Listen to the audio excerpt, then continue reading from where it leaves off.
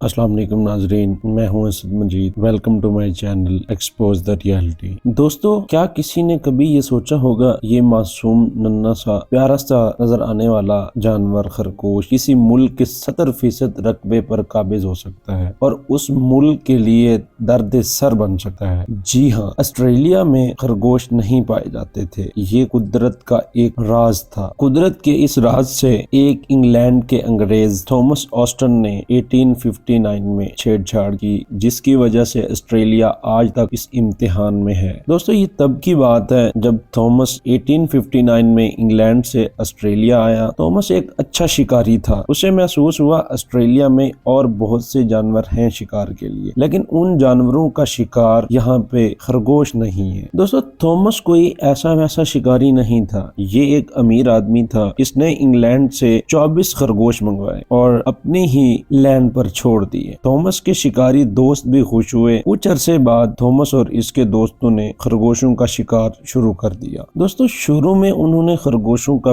بہت شکار کیا اور اسے انجوائے کیا۔ اتنا شکار کیا کہ 3 گھنٹوں میں 1,000 خرگوش شکار کیے گئے۔ لیکن دوستو، تھامس کے انگلینڈ سے خرگوش منگوائے جانے کے ٹھیک 2 سال بعد تھامس کی لینڈ پر 14,253 خرگوشوں کا شکار ہو چکا تھا۔ دوستو، تھامس خود تو شکار کرتا ہی تھا، لیکن اس کے پاس دور دور سے لوگ آتے تھے جو تھامس کے پاس رہتے تھے اور شکار کرتے تھے۔ وہاں شکار کرنا بہت مشہور ہو گیا تھا، لیکن وہاں کے لوگوں نے ایک بات نوٹ کی کہ ہر روز 10,000 خرگوش شکار ہو رہے ہیں، لیکن ان کی تعداد کم کیوں نہیں ہو رہی؟ دوستو، شروع میں لوگ تھامس کو پیسے دے کر خرگوشوں کا شکار کرتے تھے، لیکن پھر ایک ایسا ٹائم آیا کہ لوگوں کو خرگوش کے شکار کرنے پر پیسے ملنے لگے۔ حکومت انہیں پیسے دیتی تھی تاکہ خرگوشوں کی تعداد کو کم کیا جائے، کیونکہ آسٹریلیا پوری طرح سے خرگوشوں کی لپیٹ میں آ گیا۔ دوستو، جب ان کی تعداد لاکھوں میں ہو گئی، انہوں نے کسانوں کی ناک میں دم کر دیا۔ خرگوشوں نے تمام تر اجناس کی فصلیں تباہ کر دی، ان کے تمام پودے تباہ کر دیے۔ کسانوں کو کہا گیا کھیتوں کے گرد لوہے کی دیواریں اور باڑیں لگائیں، لیکن وہ ان کو بھی نہیں روک سکی۔ حالانکہ زہر کا استعمال بھی کیا گیا، بندوق کا استعمال بھی کیا گیا، ان کی افزائش کو کنٹرول کرنے میں ناکام رہے۔ دوستو، پھر ایک وقت آیا جب آسٹریلیا کی حکومت کا امتحان شروع ہو گیا۔ حکومت نے ایک وائرس چھوڑا جس سے خرگوشوں کو ختم کیا جا سکتا۔ اس وائرس سے 95% خرگوش مر گئے، لیکن 5% خرگوش پر اس زہر نے اثر نہیں کیا۔ یہ بھی ان کا تجربہ ناکام ہو گیا اور ان کی تعداد کروڑوں میں جا پہنچی، یہاں تک کہ آسٹریلیا میں سالانہ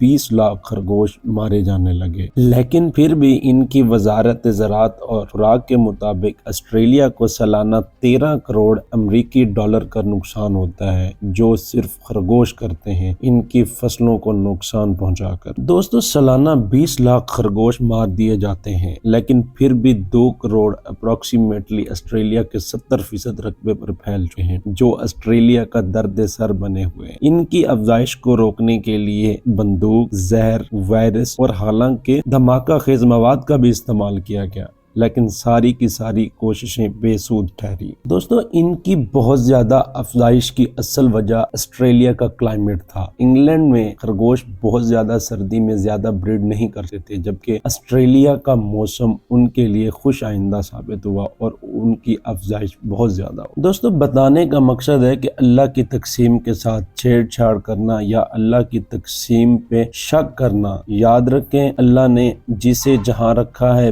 بہت سوچ سمجھ کر رکھا ہے۔ بہت سی چیزیں ہیں ہماری زندگی میں بھی جو دوسرے کے پاس ہیں اور ہمارے پاس نہیں، تو اللہ کی تقسیم پر شاکر رہا کریں۔ کیا پتا وہ چیز جو ہمارے پاس ہوتی تو کتنا نقصان دہ ثابت ہوتی، یہ ہم نہیں سوچ سکتے۔ ممکن نہیں کہ یہ حالات کی گتھی سلجھے، اہل دانش نے بہت سوچ کے الجھا رکھی ہے، اور بہترین ہے اللہ کی رضا، اس کی تقسیم اور اس کے فیصلے پر راضی رہیں۔ اللہ آسانیاں حاصل اور تقسیم کرنے کا شرف عطا فرمائے۔ شکریہ۔